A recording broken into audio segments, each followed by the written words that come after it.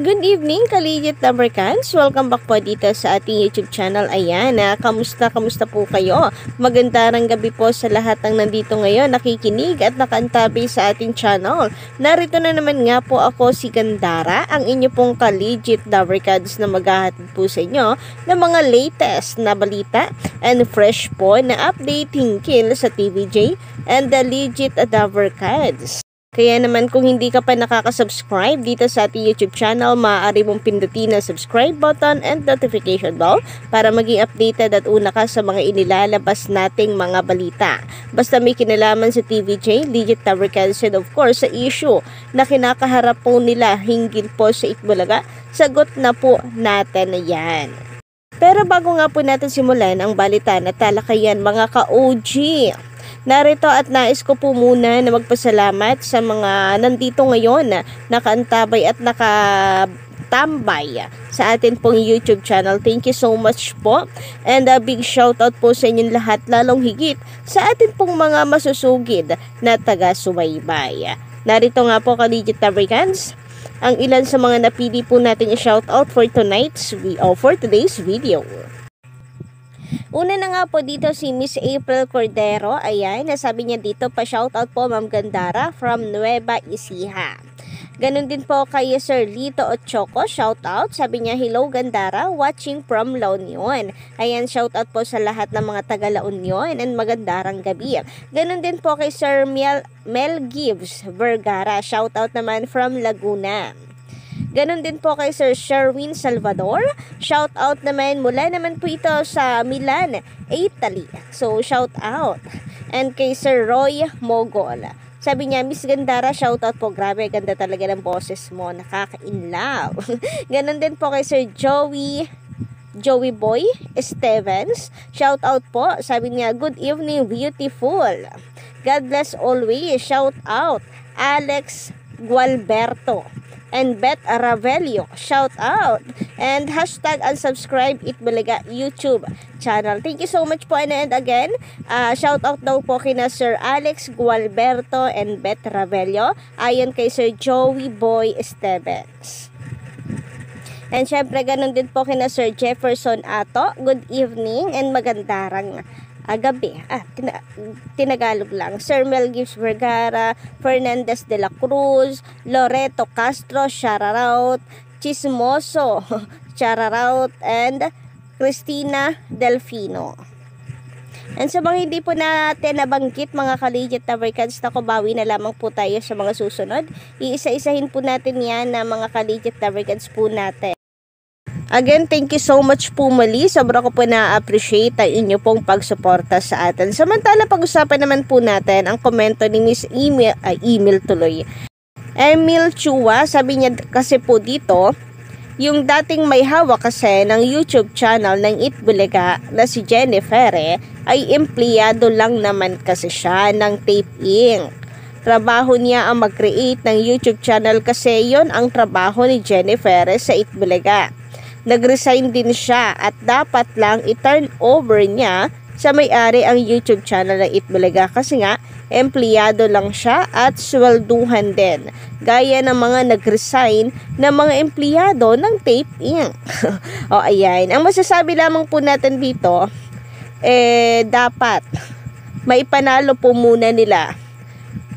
May panalo ng testigo nila ang kanila pong sinasabi na empleyado si Miss Jennifer bago po natin ideklara na talagang empleyado lang si Miss Jennifer. Kasi kasama po si Miss Jennifer sa mga nagreklamo sa Tape Inc, no? So, kailangan mapatunayan po muna ng Tape Inc na empleyado talaga. Kapag meron na pong desisyon at ang mga testigo nila ay napatunayan na ang kanilang sinasabi na empleyado si Jennifer, saka po natin i-declare. Sa ngayon, ang gumawa po ng YouTube channel ay si Jennifer, so kanya po ang copyright. Lalo pat ang mga naka-upload naman po doon, mga videos po ng TVJ. Yan po yung pinaniniwalaan base na rin po sa naging pahayag ni Attorney Buko. Samantala, ngayon naman po mga ka-Legit Tabricads ay pag-usapan naman po natin ang tungkol sa online views ng TVJ kanina. Grabe nga yun. Isang malaking sampal po sa 5 million subscribers ng Itbulaga tape. Yan. Na kanila pong ipinagmamalaki dahil biruin niyo po yun. 5 million subscriber pero hindi man lamang po naka 50,000 na views overall. Samantala ang TVJ overall po ay naka 1 million live views. So kung makikita nyo nga po dito ka-Legit Tabricads, ang E80 po live stream ngayong araw September 13, 2023. Sa TV5 Philippines ay meron pong 223k views. As of, 5 or 6 p.m. Basta 5 hours ago po inakalagay sa Facebook. Ito sa YouTube guys, 223,000 sa TV5 Philippines and then sa TVJ Official YouTube channel ay mayroon pong 184k. So kung atin pong susumahin, YouTube pa lamang po ay meron na silang 407,000 views kung hindi ako nagkakamali. And then ang Itbulaga naman po which is having yung 5 million subscriber ay naka 25k lamang ka-Legit Tabricads.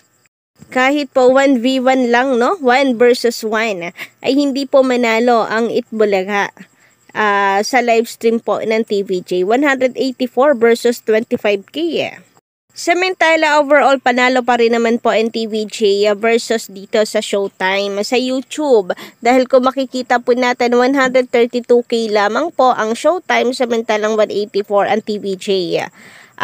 Itong Kapamilya Online Live naman, di natin maasahan dahil tuloy-tuloy naman po ang kanilang pagla-live. Kita nyo, merong nanonood, 27k. And para makumpleto nga ka-Legit Tabricads, eto, sa TVJ Facebook page naman ay meron po silang 299k. So baka po ngayon ay nasa 300k na po yan. 5 hours po yung nakalagay sa taas. Anyway, matanong ko lang po pala ulit, kamusta po yung audio natin ngayon? Okay na po ba?